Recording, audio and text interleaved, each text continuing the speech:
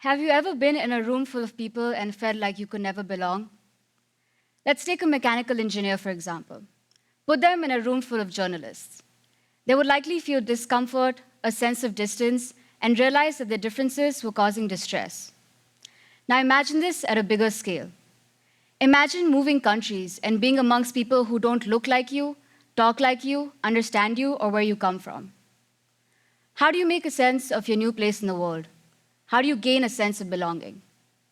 Let me tell you my story, and you can tell me if it answers these questions. Here's a fact for you. Statistics show that 12% of the population of India can speak English fluently.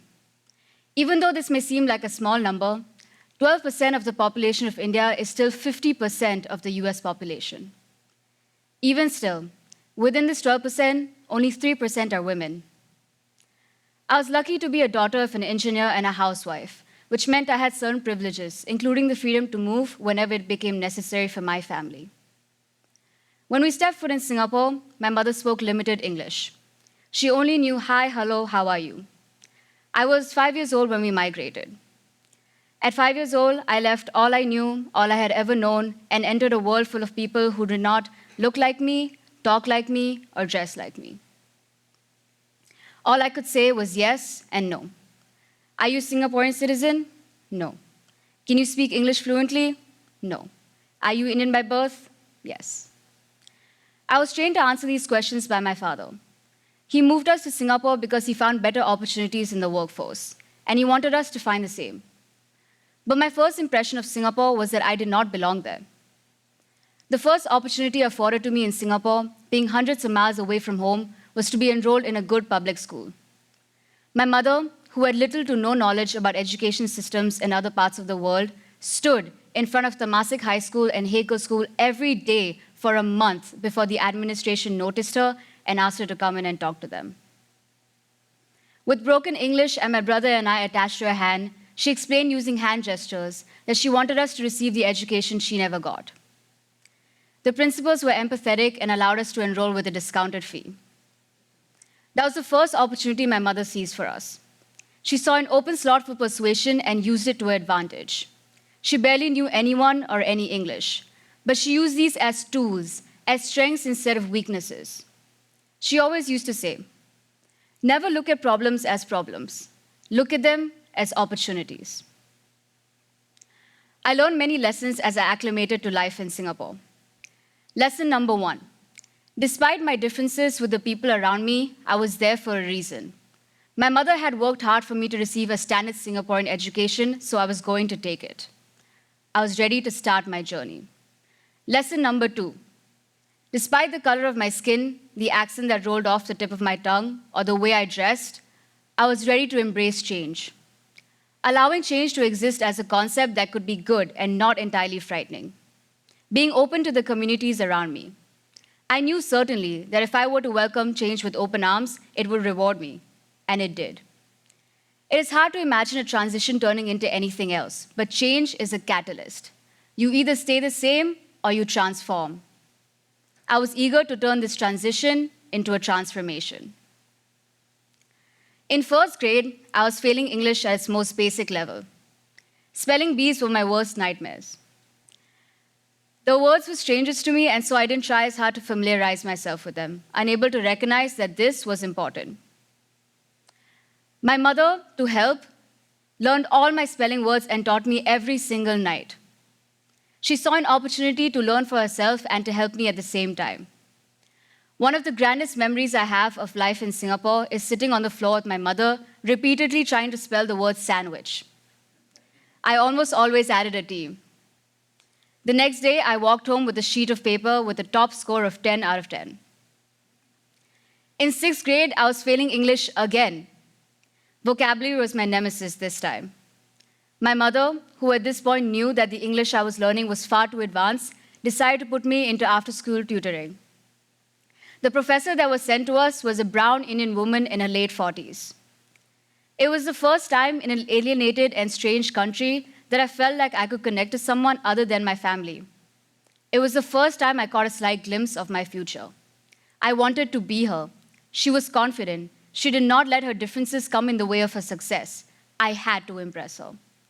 The only way I could was to excel in my studies. So I worked hard, day and night. I grinded for weeks. Her only expectation from me was to see me do well. I told her about the hardships I felt coming to Singapore. And she said to me, just like my mother had, yes, but never see them as problems. They're opportunities. I asked myself then, what can I do to use this moment as an opportunity? I took these two wise women's words to heart and realized that no matter how hard life or English would get, the challenges I was facing was signs that I had places to go. And so I packed a bag, filled it with notebooks and pencils, and headed to the library every day for 2 months.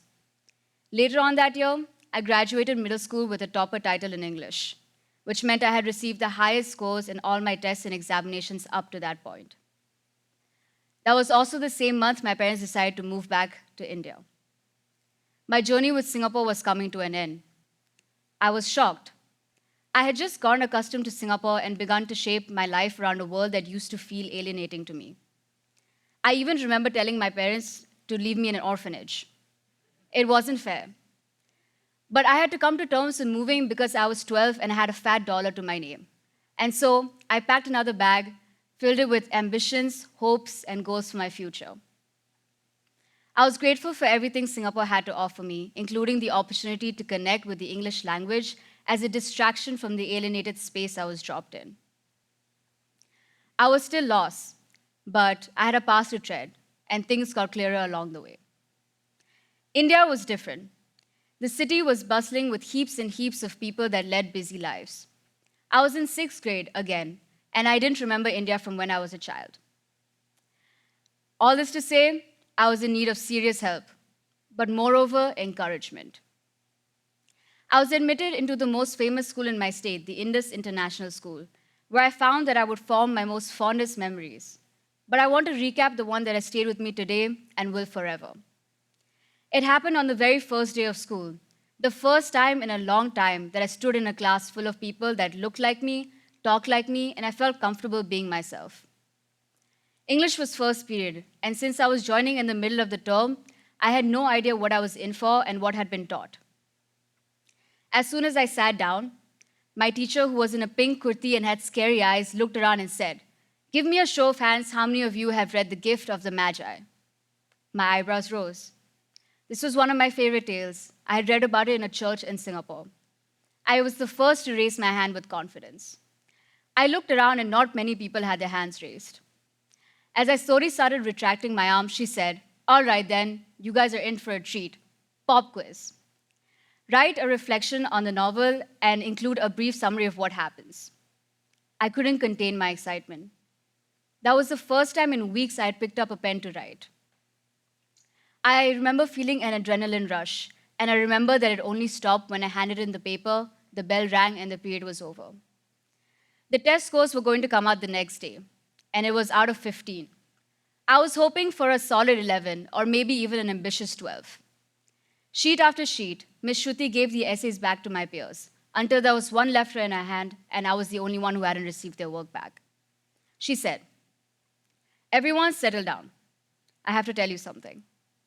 I've been teaching English for about 10 years now, and some may call me an extremely harsh grader, which is true. But yesterday, I felt defeated. I looked for an hour to find mistakes. I couldn't. I tried to correct grammar. There was nothing to correct. I tried to deduct marks for bad spacing, but it was perfect. It was all perfect. This is the first time in my life I have given a paper a 15 out of 15. Congratulations, Diya." I remember crying tears of joy for the first time. I realized then that it had been a lot of firsts for me and made a promise to myself that I would keep going. There was a lesson to learn, and that was embedded in what I had achieved. And that was that I had turned my transition from Singapore to India into a transformation from the get-go. Transition to transformation. All I had to do was believe that I was good enough. But I wondered, would things have been different if I was in a room full of people unlike me? After that, everything felt easy and simple. I was comfortable, a little too comfortable. India was not challenging for me when it came to my English skills. At one point, I started watching too many Bollywood movies. And when my English started lacking, my father decided to ban me from the theaters completely for 5 years, unless I was watching a Hollywood film with no subtitles. He said to me, "Comfort is the worst addiction and a cheap ticket to stagnation.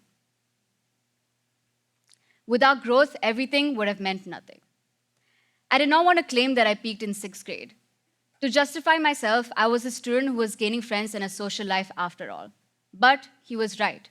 I had to put myself out there. Recognize, apply, receive. These were the steps I had to take in order to get in touch with what I wanted to do with my life. I had to recognize and acknowledge what I was good at, apply and express myself, and receive validation to confirm my skills. Not long after, I was bestowed with the honor of being the first student editor that the school had seen. It was a leadership position that was designed to help students with their English assignments and to edit the school magazine. I earned professional experience from this position, and I loved every minute of it. It was the adrenaline again. The signs were all there. I could not ignore them. It was like fate itself was speaking to me, telling me where I had to go. When the time came to apply for colleges, I was already dead set on where I had to go and where I wanted to go and what I wanted to do. Everything had led up to this moment.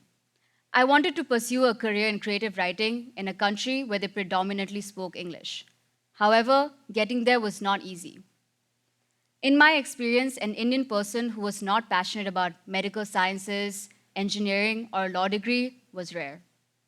My parents, although they supported me emotionally, could not financially come up with the money to support me in a different state, let alone a different country. But I had to get there somehow. The urge was too strong. It was just undeniable. I shut out everybody who didn't believe in me. If I were forced to pursue anything other than writing, I thought I would be better off in the heavens. I wanted to treat people with my words, make an impact, and give back to the language as a way to thank it for the service it had done me. I wanted to tell people my story. I remember reading The Alchemist by Paulo Coelho and the quote, "And when you want something, all the universe conspires in helping you achieve it."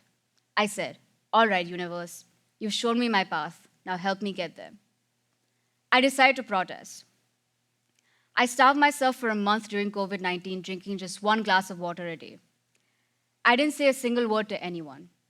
I accepted that if this would be my way to go, then so be it. This was my way of telling my people, my folks, that it's all in or nothing. I also knew that there were people in my family who could save me. I was calling out to them because in this instance, words were not enough. After a month of protests, I got a call from my maternal grandfather, the person I loved the most in the world. He asked me why I was doing this, and I said to him, "This is a problem for you, isn't it? Make it into an opportunity. Invest in me now as an asset, and I promise I will not let you down. Don't forget that you were the one that taught me that if you can't find a way, make one." 3 months later, I was at Knox College, the United States of America. I traveled 15 hours to get here, leaving everything I knew behind. I was enrolled in the creative writing program. I sat in classes where, despite my differences, I felt alike to the people around me. I felt like I belonged because my passion for English mattered more than the color of my skin. The fact that I wanted to write beautiful things that touched people's hearts was more important than the fact that I did not have the same accent as my peers. Someone once said to me, "English is hard, but everything sounds the same underwater." This was my ocean, my pool of opportunities. I took all my problems from transitions and turned them into opportunities for transformations. I would like to ask you all again, how do you make sense of your new place in the world? How do you gain a sense of belonging? The answer is you create. Space, time, judgment. They're all under your control. Seize every opportunity. Thank you.